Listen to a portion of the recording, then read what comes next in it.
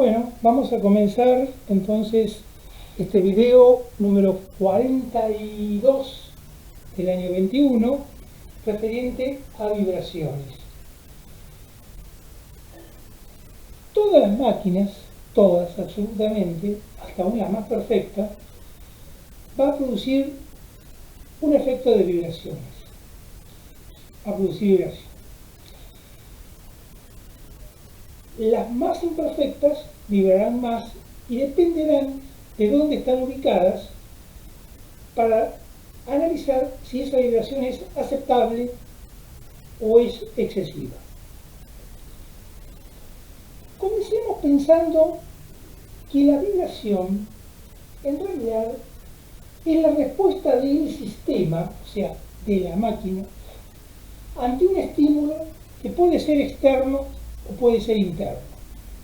Externo podría ser cuando uno carga el material, cuando uno opera sobre la máquina, e interno puede ser por los movimientos propios de la máquina dentro de ella misma, consecuencia del movimiento del motor, los engranajes, los rodamientos, todo lo que hay dentro. Todo eso produce estímulos que se van a manifestar a través de una vibración. Todos entendemos lo que es una vibración y también comprendemos que la vibración es algo indeseable. Es decir, que cuanto más pequeño sea, muchísimo mejor. En primer lugar, hay que observar que dos máquinas iguales, exactamente iguales, pero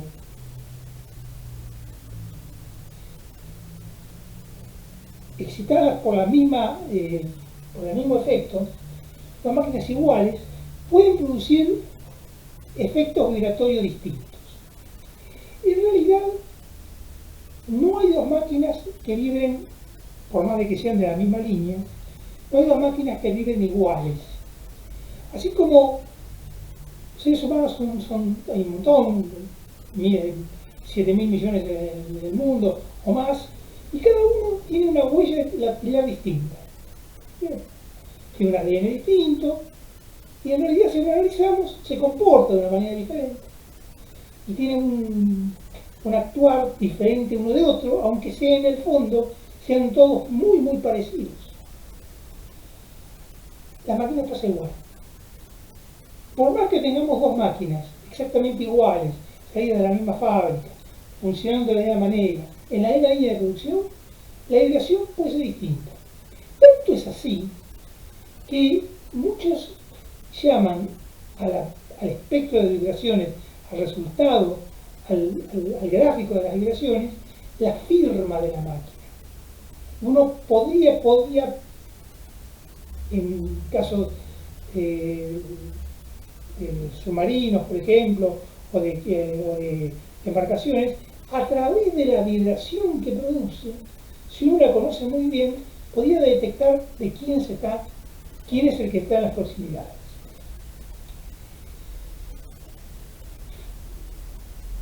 La vibración nosotros la vamos a poder medir.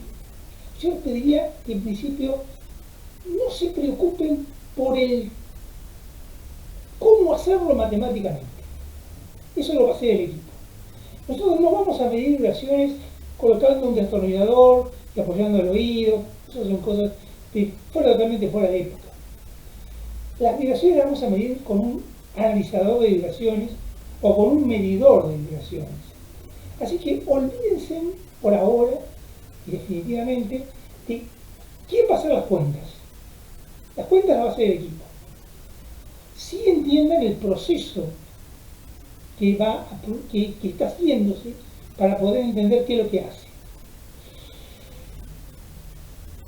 Nosotros vamos a medir las vibraciones de una máquina y la medimos en el día de hoy, la medimos dentro de un mes, dentro de 2 meses, y las archivamos, las vamos guardando.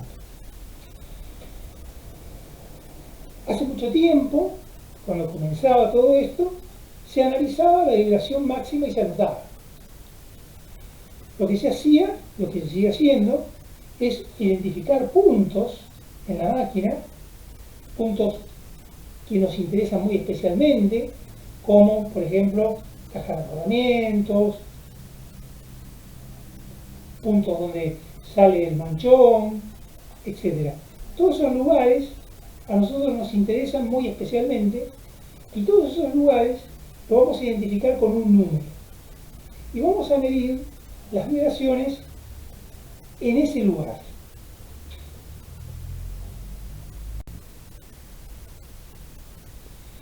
Es decir entonces que nosotros tenemos la máquina marcada con distintos puntos,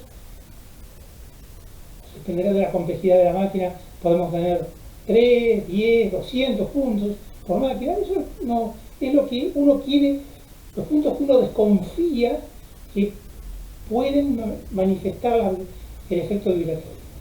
Y lo va registrando, lo va archivando, ya sea en forma digital o en forma manual si quiere. Y lo que tenemos que observar es cómo cambia. Si empieza a notarse un cambio importante, es decir, un aumento importante, progresivo del valor de las vibraciones, está avisándonos que en ese punto ahí hay manifestándose un efecto de alguna falla interna que después deberemos descubrir cuál es, pero nos está avisando que algún problema tiene. Nosotros el mantenimiento en sí, sabemos que existen, a lo largo del tiempo se ha creado un mantenimiento, lo que en principio era un mantenimiento correctivo, significaba que cuando una pieza se rompía, había que repararla. De eso no podemos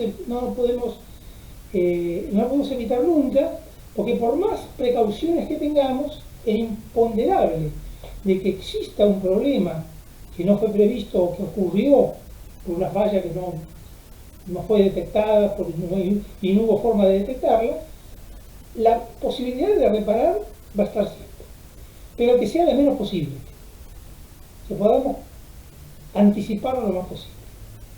Después vino el mantenimiento preventivo. El mantenimiento preventivo, años 70, 80, consistía en cuando llega a la vida útil de una parte de la máquina importante, se cambia. Entonces se para la máquina y se cambia. Y a veces se detectaba que esa pieza que se estaba cambiando en realidad estaba muy bien. Todavía podía durar mucho más. Cuando nosotros hablamos de rodamientos, ustedes se acordarán, habíamos mencionado que las mismas firmas productoras de los rodamientos le dicen que el 80% de los rodamientos superan la vida útil y algunos llegan a ser 5 veces más, pero hay un 20% que no alcanza la vida útil. Entonces la vida útil es un valor informativo, pero no pasa de ahí. Entonces ocurría con mucha frecuencia que se paraban las máquinas, se cambiaban piezas, estaban en buen estado, o se dejaban de vuelta, pero cada vez que uno desarma, corre el riesgo de roturas, problemas, costo de parada. Entonces se pensó que había que buscar una forma que avisara que una falla estaba produciéndose, pero no cuando ya se produce, sino mucho antes, para que uno pueda tomar las medidas necesarias para poder prever esa parada que teníamos y hacerla cuando a nosotros nos conviene, no cuando a la máquina quiere. Y así surgió el mantenimiento predictivo. En realidad, predictivo es una palabra poco feliz porque no es que estamos prediciendo nada. Estamos midiendo aspectos y viendo cuáles están excediéndose de los valores promedios y con eso nos va avisando que algún problema puede llegar a ocurrir. Y actualmente estamos en fase de introducir, la industria está en fase de introducir lo que llaman el mantenimiento proactivo. Y el proactivo es aquello que el operario observa. O sea, usted puede medir todas las vibraciones, toda la alineación por el método láser, puede medir todos los ultrasonidos que van a predecir, a avisar que hay un problema, pero aún así el operador, el humano, se da cuenta que hay un problema, que no lo manifiestan los instrumentos, pero hay un problema.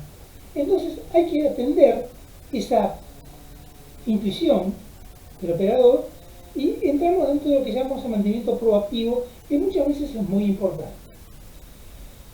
Bueno, dicho esto, las vibraciones, el método de las vibraciones, es fundamental para el mantenimiento predictivo.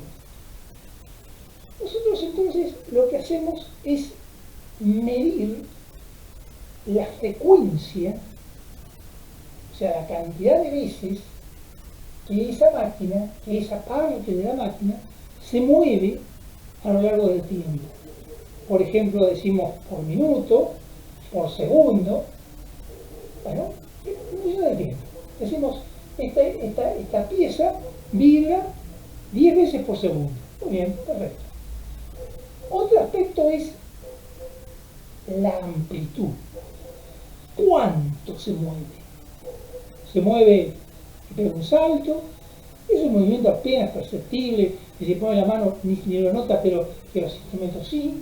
Entonces una cosa es frecuencia, es cantidad de veces por unidad de tiempo, y otra es amplitud, que es la magnitud de la desviación. Y otra cosa es la fase. La fase implicaría que una vibración de un punto determinado de la máquina podría responder a una forma como esta, y una vibración de otro punto a una forma semejante, pero desfasada en un ángulo. Entonces tenemos tres aspectos: la frecuencia, la amplitud y la fase. ¿Cómo medirlo? Para simplificar la cosa, lo que vamos a hacer es imaginar una pieza, un objeto, que acá identificamos con 1, sostenido por un resorte.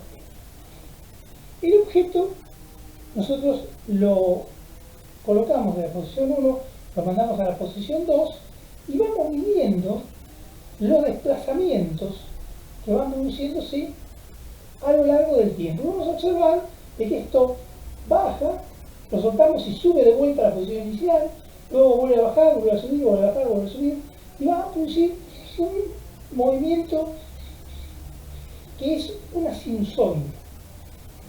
O sea que ese desplazamiento es igual a un valor, una constante, un factor que vaya acá, en función por seno de la velocidad angular por el tiempo. Vamos a tener la posición superior y la posición inferior. ¿Y cómo lo vamos a medir? Bueno, todos recuerdan los chisperos con los que se enciende el gas, los chisperos con los que los mismos sistemas que no tienen piloto, pero que cuando se produce, que se abre la canilla, acciona un mecanismo. Lo que acciona en realidad es un cristal piezoeléctrico. El cristal piezoeléctrico es un cristalcito, a la vista, un trocito de material, que tiene una característica muy particular. Si uno lo aprieta, si uno le produce una reacción, una fuerza mecánica, él, y pusiera un cable en cada extremo, el pedacito de material va a producir una corriente. Yo podría medir esa corriente con toda la precisión que quiera. Puedo medir esa corriente y puedo calibrar que para una fuerza de 1 kilo, por ejemplo, mide 1 milésima de ampere. Para una fuerza de 100 kilos mide tanto. Y podría generar toda una escala. Y podría decir yo que puedo medir fuerza en función de la corriente. De la misma manera, podría producir yo, sabiendo que la fuerza con la que voy a mover este objeto, si yo lo muevo con mucha fuerza, va a vibrar mucho, y si lo muevo muy lentamente, va a vibrar menos. Esta fuerza es proporcional también a los desplazamientos. Entonces puedo medir esos desplazamientos en función de la corriente que ese cristalcito piezoeléctrico ubicado en la punta del sensor que yo voy a apoyar sobre el punto en estudio, para apoyar el sensor en el punto en estudio, como dentro del sensor tengo el cristal piezoeléctrico, como se mueve el cristal piezoeléctrico, va a producir corrientes que el aparato detectará en forma de corrientes o de tensiones y corrientes. Muy bien. Entonces yo podía generar una escala que me indicara qué desplazamiento está produciéndose en función de la corriente que estoy recibiendo. Muy bien, eso está correcto. Ahora, ¿cómo es esto en realidad? Yo afecto, digamos, estoy en la posición 1, lo coloco en la posición 2 y lo dejo, empieza a oscilar ¿cuánto? Y en teoría oscilaría en forma indefinida, pero en la realidad no va a oscilar de forma indefinida, porque tiene fricciones internas. Entonces esto va a ser cada vez más lento hasta que va a llegar un momento en que se va a detener. Es decir, vamos a tener una vibración amortiguada. Ahora, si empezamos a analizar un poquito el tema desde el punto de vista matemático, si yo tengo desplazamientos, tendría que pensar que las máquinas en realidad no las veo todas bailando, las veo todas quietas. Quiere decir que los desplazamientos que yo sé que ocurren, porque si pongo la mano, los noto, los observo, los percibo, son muy pequeños. Entonces el cristal piezoeléctrico tendría que estar calibrado de una forma muy perfecta para poderme ser fiel a la medición que yo estoy leyendo. Entonces, sería mejor, en lugar de medir el desplazamiento, y ya que las cuentas las va a hacer el equipo, no me preocupo yo cómo tener que hacerlas, si yo pienso que la derivada del desplazamiento respecto del tiempo es la velocidad, sería más práctico pensar en que en lugar de hacerlo hacer al equipo, en lugar de calibrarlo en desplazamiento, lo calibre en velocidad. Acá la velocidad es cero, porque el cuerpo ha llegado al punto superior, está detenido y luego inicia su carrera descendente. Acá también la velocidad es cero, en estas coincidencias, en estas correspondencias. Y acá la velocidad es máxima, porque el cuerpo pasa más o menos por el medio a toda velocidad y luego empieza a frenarse para poder detenerse nuevamente en la posición inferior. Bueno, ya que lo va a hacer el equipo, y ya adelantémonos y digamos que otra forma muy práctica de medir la vibración sería medir la velocidad con que ocurre ese desplazamiento, es decir, la variación del desplazamiento en función del tiempo, y si es en función del tiempo, es en función de la velocidad del rotor de la máquina, el motor, y por lo tanto es en función del ángulo. Entonces es velocidad angular por el tiempo. Y digo que la velocidad es igual a otra constante, y la derivada del cero es el coseno. Entonces tengo K por coseno de omega t. La forma es la misma. Todos sabemos que solamente están desfasados en pi sobre 2. Y esto es muy cierto para frecuencias, por ejemplo, de entre 600 a 6000 ciclos, por ejemplo, o un poco más tal vez. Pero cuando yo trabajara con frecuencias muy altas, como 120.000 vueltas, que no tiene por qué ser 120.000 vueltas, sino que tiene que ser 120.000 sucesos en la unidad de tiempo de minuto, que podrían ser, por ejemplo, si un rodamiento tiene una marquita en la pista, cada vez que pasa una bolilla va a producir un efecto. Entonces, si tengo 10 bolillas, va a ser 10 veces el número de vueltas. Así que no son necesariamente en proporción a la velocidad, sino en proporción a los sucesos que van a ocurrir. Entonces, tengo tres formas: desplazamiento, velocidad y aceleración. De las tres, ¿cuál es la mejor? ¿Con cuál me quedo?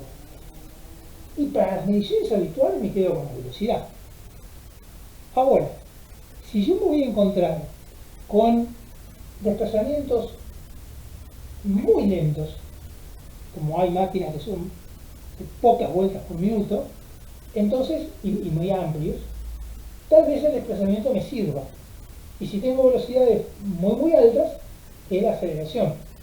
En realidad, todos los equipos miden las tres cosas. O sea que solamente indicaría dónde, en qué lugar pongo la perilla del equipo y cómo me va a responder. Porque las cuentas las hace él por suerte. Ahora, vamos a analizar un poco qué pasaría en este caso. Acá yo tengo dos cuerpos, el cuerpo A y el cuerpo B. El cuerpo A ubicado arriba, sin tocarlo, y el cuerpo B estirando el resorte lo más posible. Entonces, simultáneamente, yo tiro del cuerpo A hasta ponerlo en la posición B, es decir, he iniciado el proceso de bajar el cuerpo de A hacia B, del punto A1 a la A2, y simultáneamente suelto el B en un desfasaje de pi sobre 2 grados, pi sobre 2 radianes. La respuesta va a ser que para uno es una sinusoide y para otro es una sinusoide desfasada en un ángulo que es pi sobre 2. Acá tenemos claramente el efecto de la diferencia de fase. ¿Y cuándo va a existir diferencia de fase? Va a existir diferencia de fase, por ejemplo, si yo tengo un rotor que está desbalanceado, una pieza que está desbalanceada, y yo le coloco un contrapeso del otro lado para poder balancearlo, pero no lo suficiente, lo balanceo parcialmente. Entonces, el desbalanceo propio produce un movimiento con una velocidad, con una aceleración sinusoidal de un sentido, de un tipo. Y el contrapeso va a producir otra velocidad, aceleración o desplazamiento desfasada en pi sobre 2. Ese sería el caso de si los contrapesos estuviesen perfectos, exactamente la misma cantidad que está desbalanceado, yo lo compensaría, ambos serían iguales, pero eso no significa de que está perfectamente, sino que significa que en el conjunto no se va a notar el desbalanceo. Muy bien, ahora vamos a este otro aspecto. Ya hemos observado que teníamos velocidades, desplazamientos, velocidades y aceleraciones. Y yo tengo un cristal piezoeléctrico que me está indicando la posición de arriba, la posición inferior, la posición superior, y un equipo matemático que me hace las cuentas y me lo traduce en velocidad o aceleración. Ahora, fíjense, ¿qué me interesa a mí? La medición que yo estoy haciendo ahora es lo que llamaríamos pico a pico, es decir, de extremo mayor a extremo inferior. Pero ¿es realmente la destructiva? Es como la corriente eléctrica. Entonces, ¿el valor es el máximo o es lo que llamamos el valor eficaz? El valor medio eficaz surgiría de integrar todo este área y dividir por el largo. Entonces tengo el promedio en la mitad, en el ciclo, en el semiciclo, el primer semiciclo, y el promedio negativo en el segundo semiciclo. Entonces lo que yo tengo es el valor medio eficaz, que es raíz de 2 sobre 2, 0,707, del valor pico a pico, que es el valor destructivo, que es el que a mí me interesa. ¿Qué es lo que me afecta a mí? ¿El que cuánto se desplaza o cuánto mal le hace a la máquina? El cuánto mal le hace a la máquina, el efecto destructivo. Entonces lo que a mí me interesa ver es el valor medio eficaz que llamamos RMS. Ya que las cuentas las hace el equipo, carguémoselo también a él y que se ocupe de darme a mí el valor de RMS y de aquí en más yo no uso más el valor pico a pico. Podés medir desplazamiento, podés medir velocidad o podés medir aceleración, pero RMS, no valor pico a pico. Y ahora vamos a observar otro aspecto importante. Hasta ahora yo siempre tomé una pieza o dos piezas. ¿Y qué pasa en una máquina donde hay miles de piezas? Un motor, un productor, una trituradora, lo que se le ocurra, va a tener enorme cantidad de piezas. Pues más, vamos a tener muchísimos puntos para medir. Pero la medición que yo voy a hacer en cada punto va a ser una sinusoide. Eso sería si fuera una sola pieza. Pero como en realidad lo que yo voy a leer en cada punto es la suma de todo lo que pasa alrededor del punto. Está lo que pasa con el punto en cuestión y todos los puntos, todos los efectos inmediatamente próximos, hasta una distancia donde empieza a influenciar el punto próximo. Entonces, la forma de lo que yo voy a leer va a ser una forma más o menos sinusoidal, pero no sinusoidal, más o menos sinusoidal. Ahora, esto es amplitud en función del tiempo o en función del ángulo. Pero, ¿qué tal si yo diría, mire, vamos a hacer una cosa, en lugar de medirlo en función del tiempo, vamos a descomponerlo en función de la frecuencia. En función de la frecuencia. Entonces yo diría, con una frecuencia igual a la velocidad del motor, por ejemplo, vamos a tener una sinusoide, ¿sí? Perfecta. A 2 veces vamos a tener una sinusoide con 2 vueltas, pero más pequeña, de menor amplitud.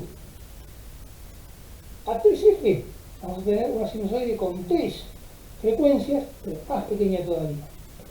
Es decir que descomponemos la función original en una serie, una suma de sucesivas sinusoides, cada una de las cuales va a ser más pequeña que la anterior, pero de mayor frecuencia.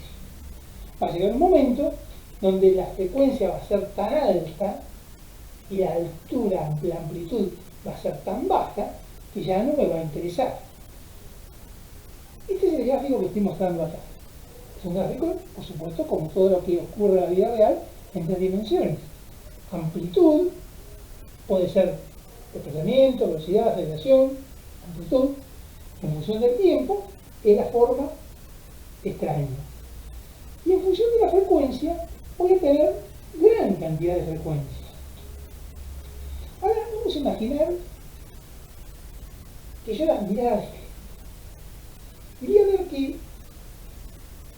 la frecuencia que gira en proporción al número de vueltas del motor es AB. La marco AB acá, que es la más alta.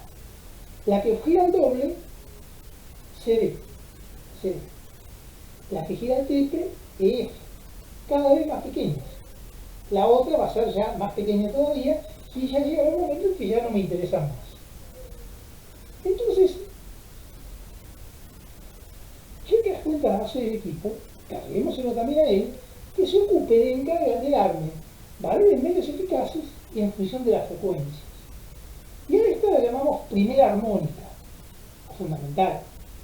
Segunda armónica, tercera armónica, y así vamos a tener gran cantidad de armónicas. Esto que yo les estoy mostrando en forma intuitiva, lo demostró un señor que se llamó Fourier. Fourier fue un gran matemático que llegó a la conclusión que una función derivable y continua puede descomponerse en una suma de senos y cosenos, con un proceso matemático complicado. Pero como las cuentas las va a hacer el equipo, dijimos que las haga.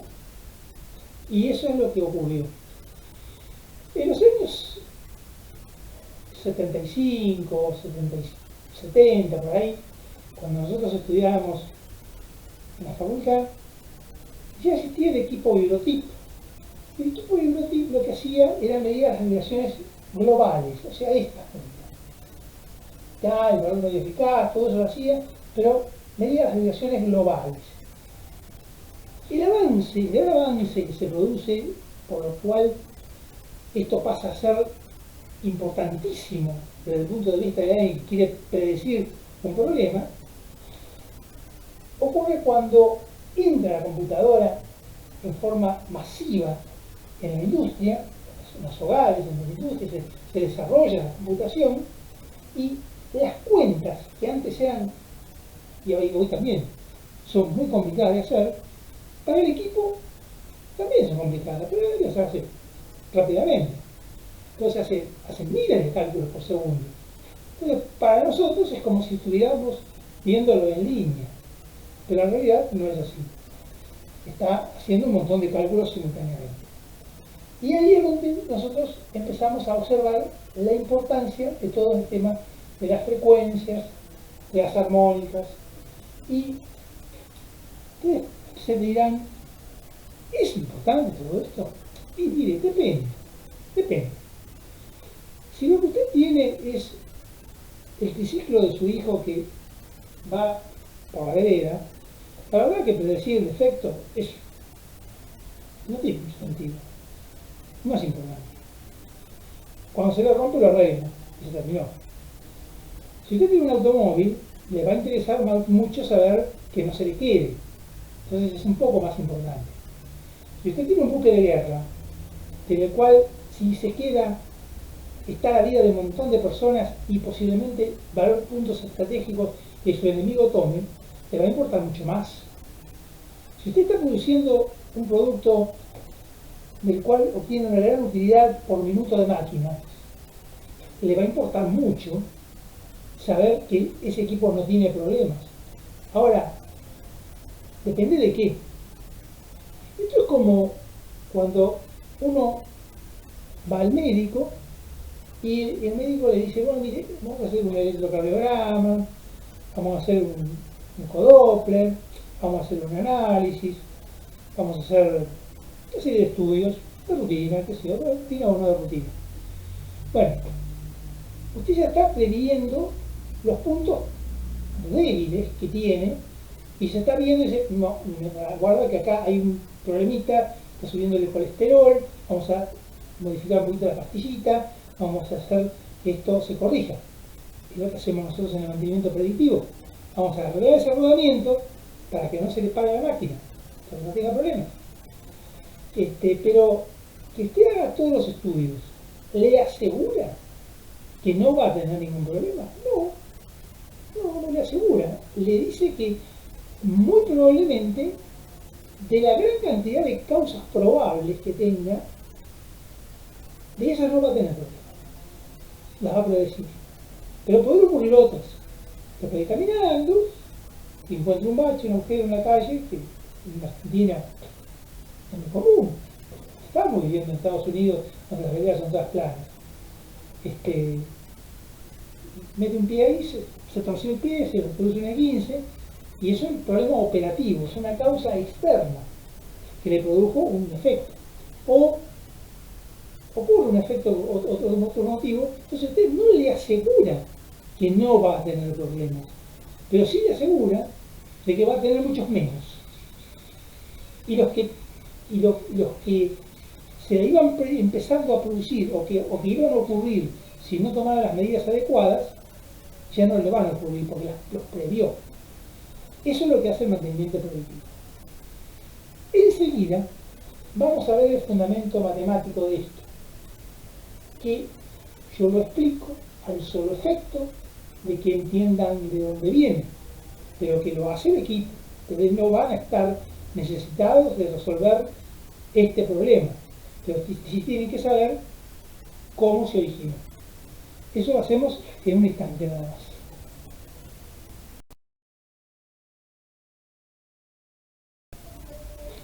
Bueno, en, en el acto anterior habíamos visto como una función cualquiera, y igual a f de x, que acá vamos a poner igual a f de t, la función del tiempo, la podríamos descomponer, o podemos decir que se descomponía de una serie de funciones, pues teníamos una primera armónica que era de mucha amplitud que abarcaba todo el periodo que estamos estudiando, otra que tiene el doble, dos ondas por periodo, pero era más pequeña, y otra que tenía 3, 4 y así sucesivamente, más grandes cada vez las frecuencias y más pequeñas las alturas, o las amplitudes. Esto fue desarrollado por un investigador que se llamó Fourier a través de lo que llamamos series. Ustedes, por ejemplo, habrán estudiado, o si no se lo explicamos, se lo decimos, que los números irracionales, como pi, como e, todos entienden que tienen muchos decimales, infinita cantidad de decimales. Saben además que no son periódicos, es decir, que no se repiten, nunca se van a repetir. No van a repetir una serie nunca, van a ser muchos decimales, infinitos decimales, que no se repiten. Y uno se preguntaría, ¿cómo lo calculan? ¿Cómo lo hacen para calcular? Porque todo es fácil decir, sí, pi es la relación entre la circunferencia y el radio.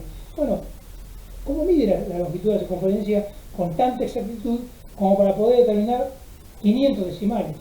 No es posible de esa manera. Se hace a través de lo que en matemática se llaman series. Series son sumas muy largas, muchos términos, infinitos en general, donde uno puede tener toda la precisión que quiera y que reproducen el número en cuestión. Por este señor Fourier, continuando con esa misma idea, y en consecuencia, en consonancia con otras investigaciones de otro tipo que también emplean series, hay toda una parte del análisis matemático destinada a series, inclusive hay límites de series, hay todo un estudio muy complicado sobre series, no progresiones aritméticas y geométricas, que eso sí lo ven en la secundaria, series. Y este señor Fourier dice que toda función, una función, acá yo puse f de x porque es lo que eventualmente esto acá para nosotros es f de t. F de t es igual a un número dividido 2 más la sumatoria para todo i desde 1 hasta infinito de a sub n. Vamos a poner acá n. A ver si estamos bien. Para todo n desde 1 hasta infinito. De a sub n por el coseno de mt más b sub n por el seno de mt. Sumatoria de todos estos términos.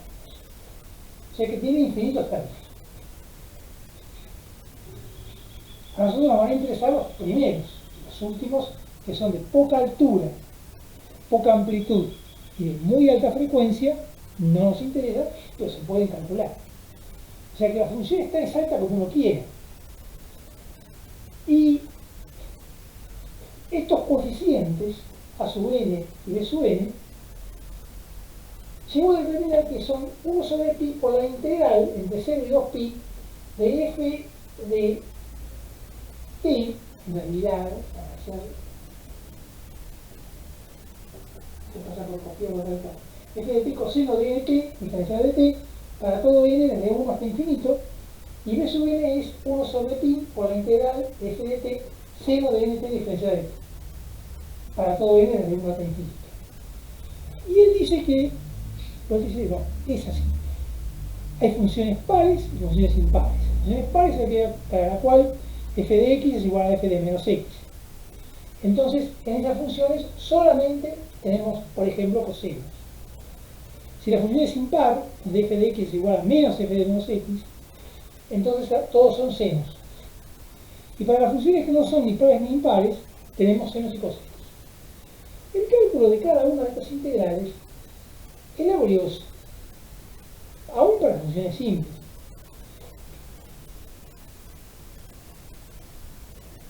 Generalmente, estas integrales se resuelven por integración por partes. Y lo que devuelve es otra integral también por partes, después resuelta la cual, sí entonces se puede hacer. Entonces que es algo bastante laborioso. Pero no nos preocupemos, la máquina lo hace. Hacemos lo que ella se ocupe de todo. Ahora,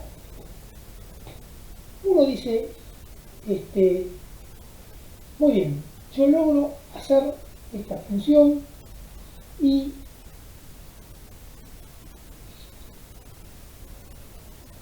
¿cuánto me interesaría a mí determinar la cantidad de decimales con las que yo tengo que trabajar? Para eso hay que definir dos términos: precisión y exactitud. Precisión significa que yo voy a leer con la mayor cantidad de decimales posibles. Por ejemplo, voy a leer 3,14159. Eso es un equipo preciso. Un equipo preciso es un equipo como un calibre digital, por ejemplo, que le da hasta la centésima. Es un equipo preciso. Da muchos decimales. Ahora, exacto es aquel que repite la medida. Es decir, si usted mide con un calibre digital, que mide una vez y da un valor, lo mide otra vez y da otro valor muy próximo, pero podría no ser igual. Entonces, hay que pensar precisión y exactitud. No siempre el tener más decimales hace del equipo mejor. A veces lo complica inútilmente. A ver, si uno tuviera que calcular el largo de una circunferencia y usara 3,14, es más que suficiente. Sin embargo, para algunos casos puede ser necesario más. Pero para los casos de la industria, el 3,14 es suficiente. Entonces tengo que tener una precisión razonable. Y ahí entramos en lo que llamamos líneas de espectro. ¿Qué me interesa a mí del equipo? Que sea muy preciso o muy exacto. Y me interesan ambas cosas, pero en esencia me interesa que repita la lectura y que tenga una precisión razonable. Entonces lo que se hace es analizar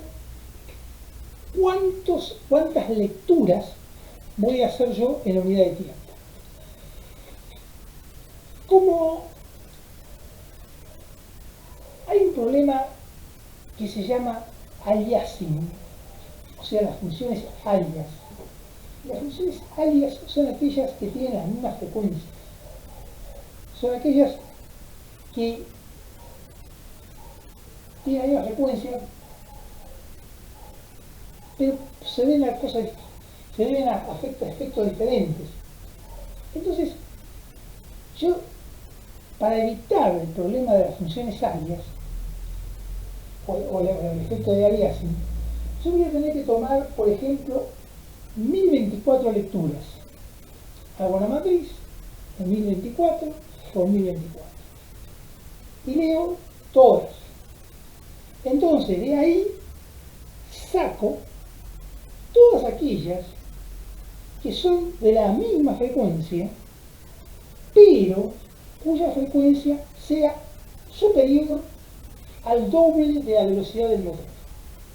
Es decir, si yo trabajo con un motor de 3000 vueltas, todas aquellas, o de 2950, todas aquellas funciones que tienen una frecuencia mayor a las 6000 vueltas, a los 6000 ciclos, pero que coincide, el equipo las descarta.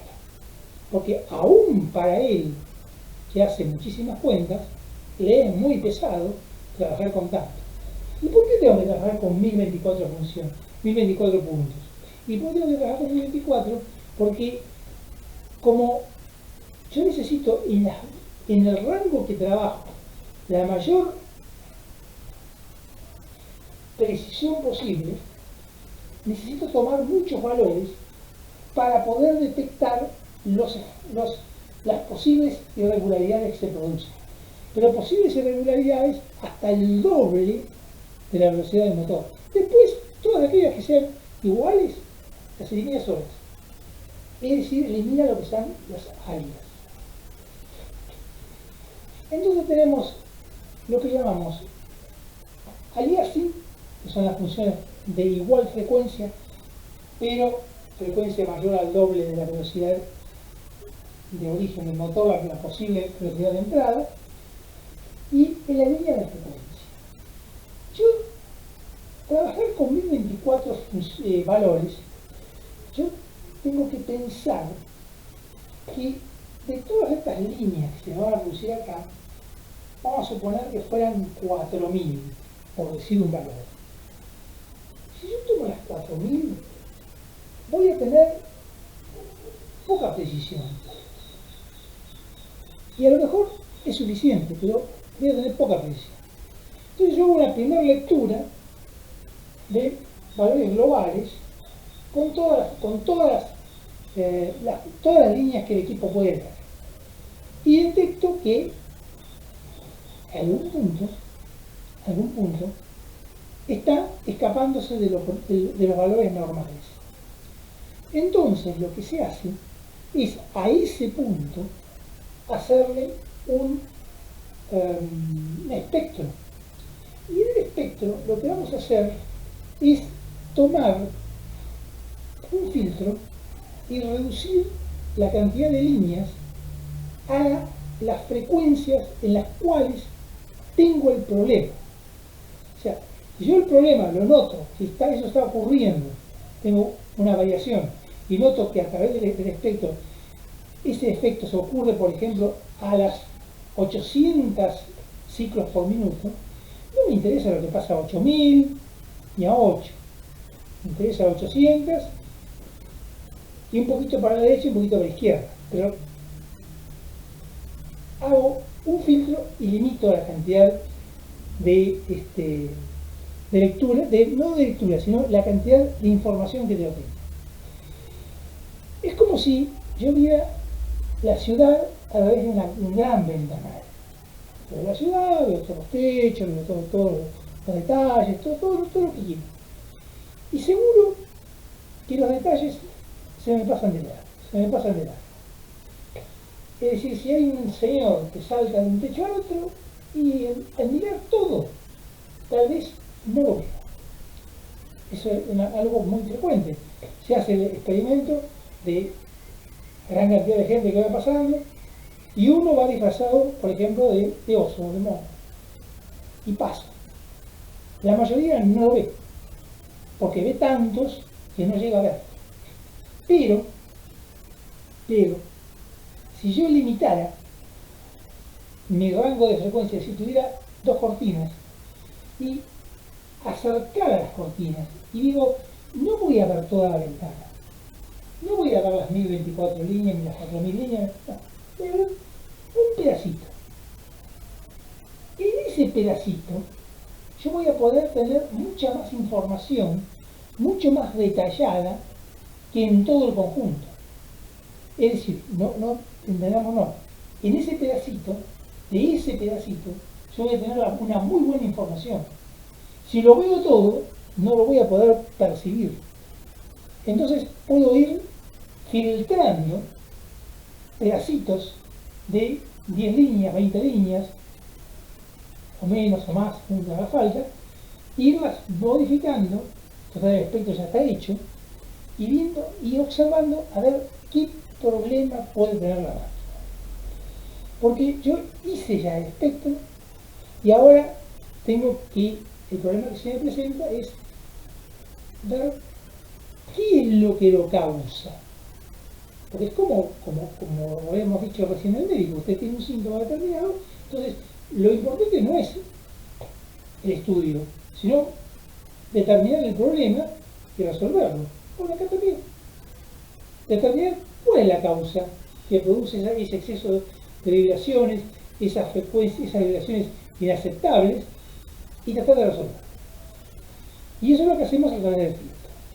Ahora, antes de continuar, vamos a hacer una observación de esta página que en su monografía es la número 15, que la tienen acá y que perfectamente pueden hacer una captura de pantalla y poder copiarla, y que está en todos los libros, y que les dice lo siguiente: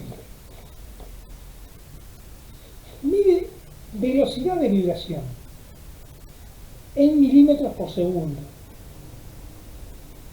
y divide las máquinas en 4 clases. La clase 1 son componentes individuales integrados por máquinas completas con su conducción de operación normal, es decir, pequeños motores eléctricos aplicados en máquinas como de precisión, etc. La clase 2 son máquinas medianas, como las bombas, donde yo no es que tengo cada motorcito en su base, o sea, una gran cantidad de maquinitas sueltas, sino que tengo una gran máquina con un gran motor montado sobre una misma base. Después tenemos la clase 3, que son las grandes máquinas donde vibraciones que a lo mejor en una máquina de muy alta precisión, muy perfecta, serían inadmisibles en una gran máquina, en un gran generador, en un equipo, pero que una turbina hidráulica, esa vibración es normal. Y por último tengo las grandes máquinas montadas en equipos móviles. Es decir, no es lo mismo tener un generador eléctrico montado perfectamente bien en la central eléctrica que montado arriba de un barco que se mueve, se retuerce, o en un equipo que tiene deformaciones de por sí. Entonces divide las 4 categorías y va determinando qué dice, qué acepta como bueno y qué acepta como no, es decir, como bueno, como regular o como inadmisible, según el grado de frecuencia. Está en todos los manuales, no es demasiado preocupante, y está en la monografía que se adjunta junto con el video. Entonces, esta sería la idea.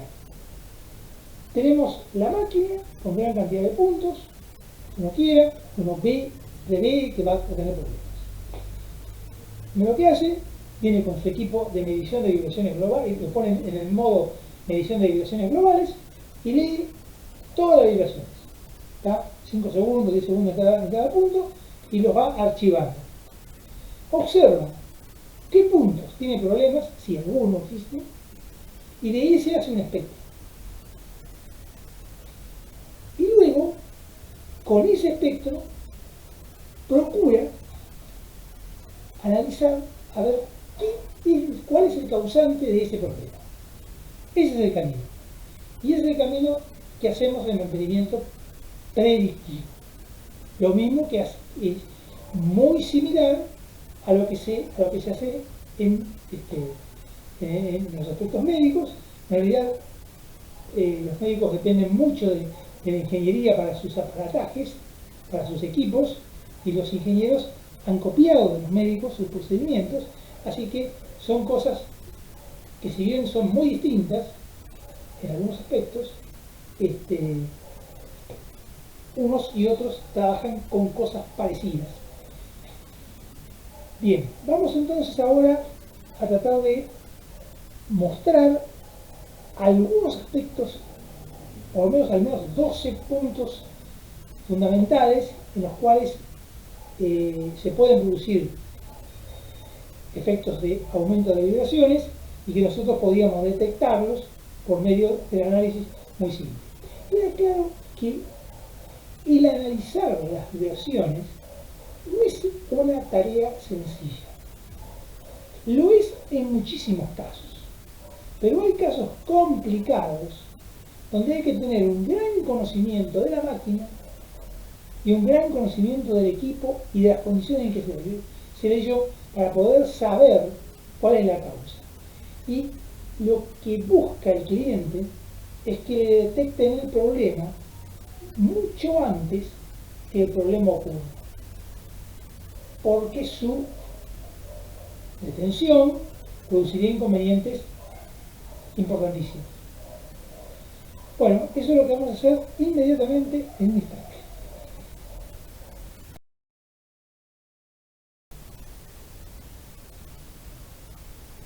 Bueno, cuando recién hablábamos del problema de las líneas y de la precisión, la cantidad, la definición que teníamos cuando hacíamos un filtro, imagínense ustedes que en la computadora ustedes han seleccionado una figura, han recortado y la han ampliado. En realidad no amplían la cantidad de información. La cantidad de información es la misma, la vez más grande. Eso no es lo que hace el equipo. El equipo permite definir mejor cuanto más pequeño es la cantidad de líneas que toma. En cambio la computadora, como la imagen ya está obtenida y no es un proceso de lectura, sino que lo escaneé o lo tengo y recorté un trozo y lo amplío, puede ser que pueda ver mejor si es muy chiquito, pero la cantidad de información es la misma. Y si lo amplío demasiado se me pixela. En cambio, en los equipos de análisis de vibraciones no es así. Cuando yo más lo reduzco, más información tengo sobre esa pequeña porción que he seleccionado. Bien, vayamos entonces a los diagnósticos por análisis de fallos. El desbalanceo. ¿Qué es el desbalanceo?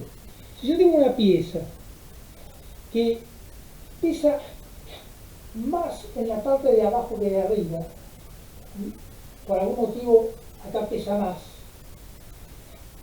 yo la coloco entre puntas en un torno, lo que voy a obtener, como que yo lo he montado sobre un mandril, lo coloco entre puntas en un torno y lo acciono, lo que voy a obtener es que si está más pesado de un lado que de otro, como puede ser el rotor de la bomba, que ya lo hemos explicado ese tema, esa parte más pesada va a ir para abajo. Hago otra prueba, vuelvo a darle otro impulso, y si no se repite 2 o 3 veces, quiere decir que en la parte de abajo tengo más peso que arriba. La forma de resolverlo es colocarle un contrapeso en la parte opuesta o sacarle material en la parte que más pesa. Hasta lograr el equilibrio. Hay máquinas balanceadoras, hasta en los automóviles los hay, que roban trocitos de plomo en la rueda, que le detectan el lugar y cuántos gramos tiene. Entonces ahí lo que el equipo va a mostrar es un salto en el diagrama en proporcionar el número de vueltas a que gira la pieza por la relación de fase, la relación a la cual, en dónde está, si yo empiezo a leer en un punto determinado, dónde está, supongamos que yo empiezo a leer acá, dónde está el punto con más peso. Si coloco un contrapeso de menor valor, voy a tener en 1N y en 2N. Si este rotor o pieza, manchón, lo que fuere, estuviera en voladizo, ese valor es mucho igual, pero mucho más grande, más notable. ¿Qué ocurre si el rotor está mecanizado excéntrico? Podría ocurrir. Entonces voy a tener puntos de alto valor en 1N, 2N y siempre radial. N es el número de vueltas a que gira el motor, que es la velocidad esperada de tener problemas. ¿Qué ocurre si yo tengo un rodamiento cruzado? Un rodamiento cruzado es un rodamiento puesto a los golpes inclinados como está acá. Lo voy a tener en 1N, en 2N, en 3N y siempre medido en forma axial. Acá lo tenía medido en forma radial. Importante observarlo, en el rotor excéntrico la lectura la voy a obtener acá, radialmente. En cambio, en En el rodamiento cruzado debe tener un movimiento de este tipo axial.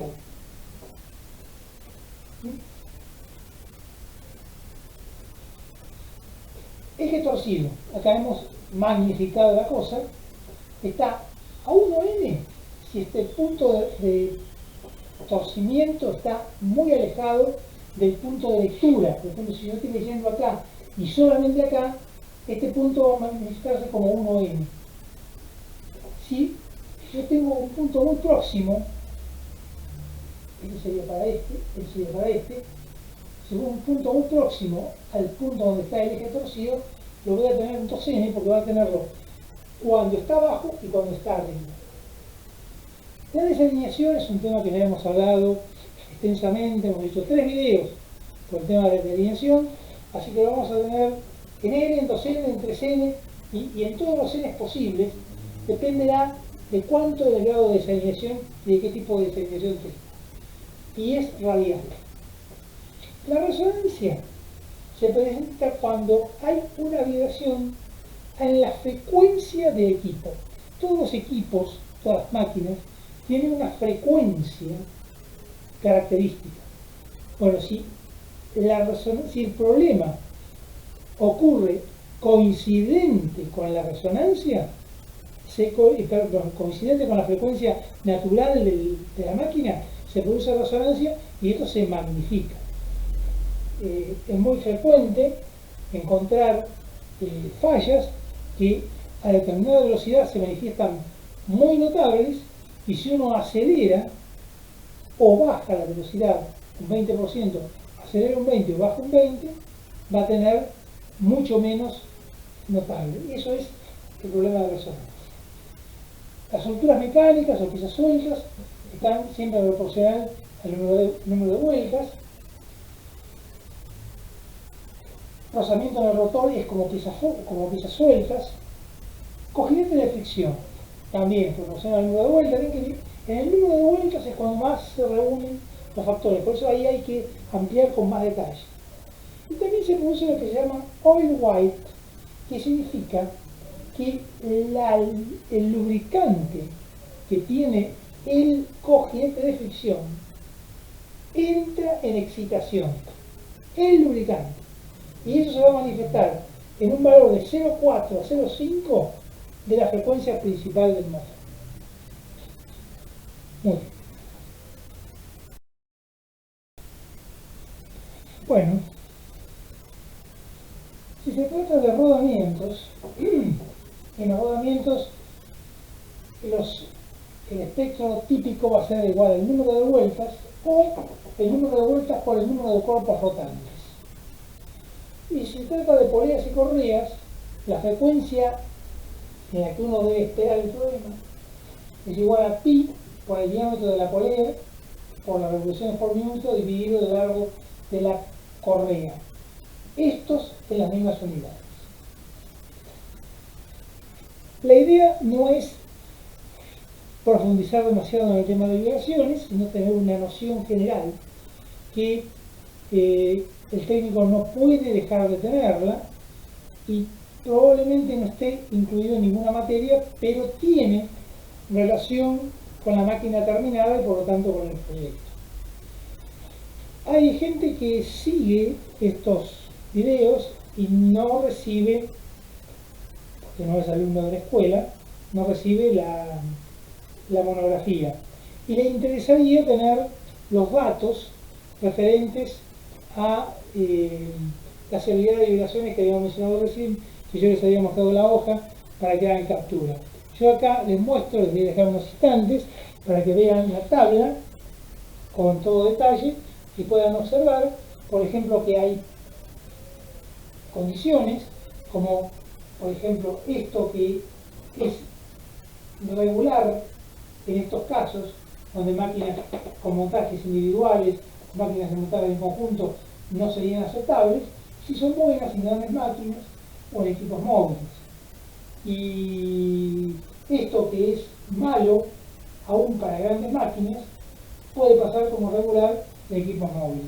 Donde no tiene datos, son lugares que no deben tomarse como O sea, ya son valores que están más allá de lo malo.